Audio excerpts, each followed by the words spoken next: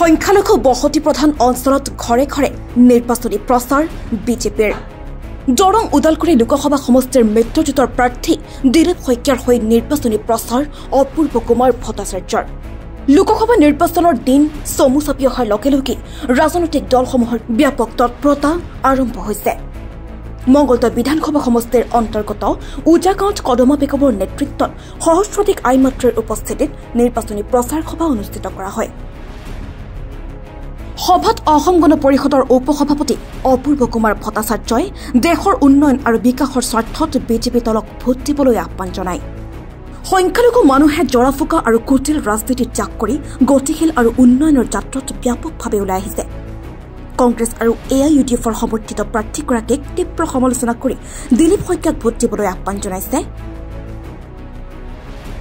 কেন্দ্ৰত বিজেপি দলৰ চৰকাৰ গঠন কৰিলে মহিলাসকলক অৰুণোদয় আঁচনি, ছাত্ৰ ছাত্ৰীসকলক পঢ়াৰ খৰচকে আদি কৰি বিভিন্ন আঁচনিৰ প্ৰলোভন দেখুৱাই বিজেপিৰ প্ৰাৰ্থী দিলীপ শইকীয়াক ভোট দিবলৈ আহ্বান জনাইছে।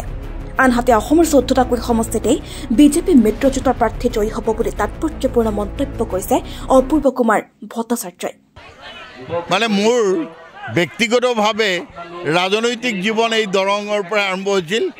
2004 চনত মই মঙলদৈ লোকসভাৰ প্ৰতিদ্বন্দ্বিতা কৰিছিলোঁ অসম গণ পৰিষদ দলৰ পৰা। আজি যিটো পৰিৱেশ দেখিছোঁ, এতিয়াতো মিত্ৰজোঁট অগপ বিজেপি UPPL মিলি পেলাই এই নিৰ্বাচনত আমি প্ৰতিদ্বন্দ্বিতা কৰিম আৰু আমাৰ দিলীপ শইকীয়া এগৰাকী সাংসদ।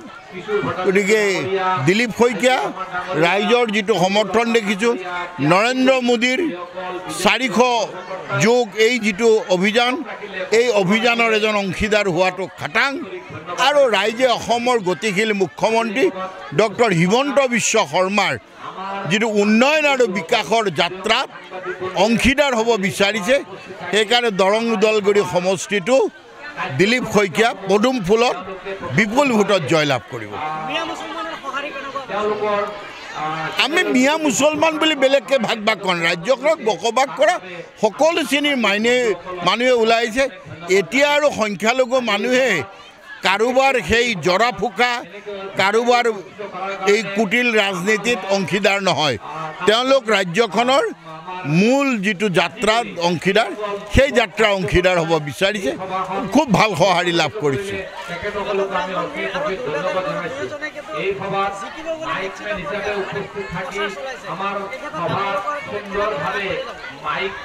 চাওক, তেওঁলোকে যেতিয়া নিৰ্বাচনত প্ৰতিদ্বন্দ্বিতা কৰিছে তেওঁলোকেহে জানে এতিয়া জিকিব বুলি বা কিমান জোৰে কৈছে। আমিতো ৰাইজক লৈ কৈছোঁ, ৰাইজে কৈছে আপোনালোকক ভোট দিম, কাৰণ মোদী ডাঙৰীয়া তৃতীয়বাৰ প্ৰধানমন্ত্ৰী হ'ব, NDAৰ চৰকাৰ হ'ব। আমিনো আৰু বিৰোধী পক্ষত থাকি কি লাভ হ'ব?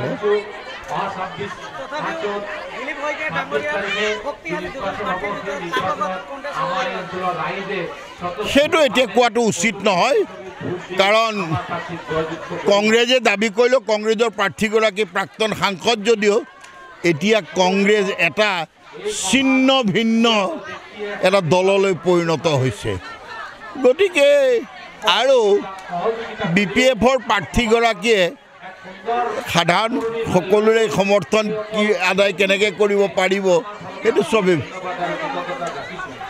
UDF নিজেই বিধ্বস্ত, লোকক কি সমৰ্থন দিব? গতিকে পদুম ফুলিবই, 14টা সমষ্টিতে পদুম ফুলিব, মই আপোনাক নিশ্চিতভাৱে ক'লোঁ। মিত্ৰজোঁট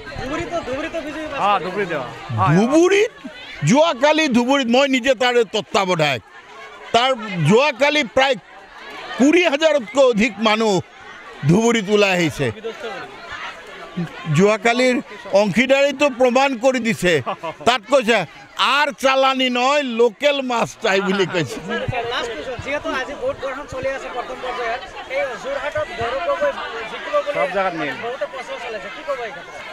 তেওঁলোক গৌৰৱ গগৈৰ সমৰ্থক, গতিকে প্ৰচাৰ চলাবই।